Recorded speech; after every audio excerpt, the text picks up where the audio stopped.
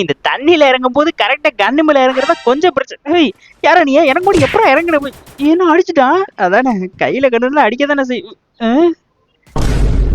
ஒரு அசிங்கமாய் போச்சு குமார். இன்னைக்கு நான் இந்த இடத்துல செத்தாலும் பரவாயில்ல, அந்த சிவப்பு கலர் சட்டை போட்டவனும் பொழக்காம சாக மாட்டான். இவனாவன் சிக்கனவனை ஃபர்ஸ்ட் பொழந்த வேண்டியதான். இவனை பொழந்துட்டாங்களே.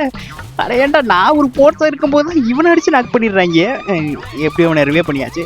இந்த பக்கம் வாங்கடா அப்படியே கல்லில் ஏறிவாங்க அப்படிதான் வாங்க சொல்ல முடியும். ஒருத்தன் ஏக்கடா உன் டீமெட் இல்லாம வர மாட்டானே குறுக்கு இந்த கௌசிக் வந்தா பார்த்துட்டு தவதரா பாருங்க.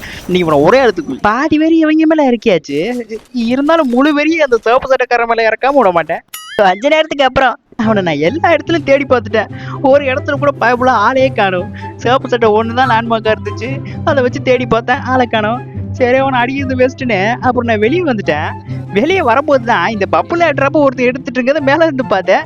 அதான் கீழே இறங்கணும் உன்னை பொழந்தேன். நான் கிட்ட போய் கண்ணை வச்சு அடிக்க கூடாது.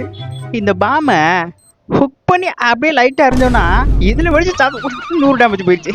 இப்போ போய் கிட்ட போய் அடிச்சிட்டோன்னா மொத்தமாக பொழந்தணும் தப்பிச்சிருவானே. இப்போ இறான் அங்கே வரும் நாக்காகிறேன். அப்போ இவன் டீம் மட்டும் இங்கே தான் இருப்பான். வர்ற நான் அடிக்காமல் இருப்போமா வேணாம். இந்த முடிவெல்லாம் நம்ம எடுக்க வேணாம், அப்புறம் அவன் டீம் மட்டும் நம்மள தான் முடிவு எடுத்துரும். வரட்டா, நீங்கள் மறக்காமல் சப்ஸ்கிரைப் கொடுக்குங்க.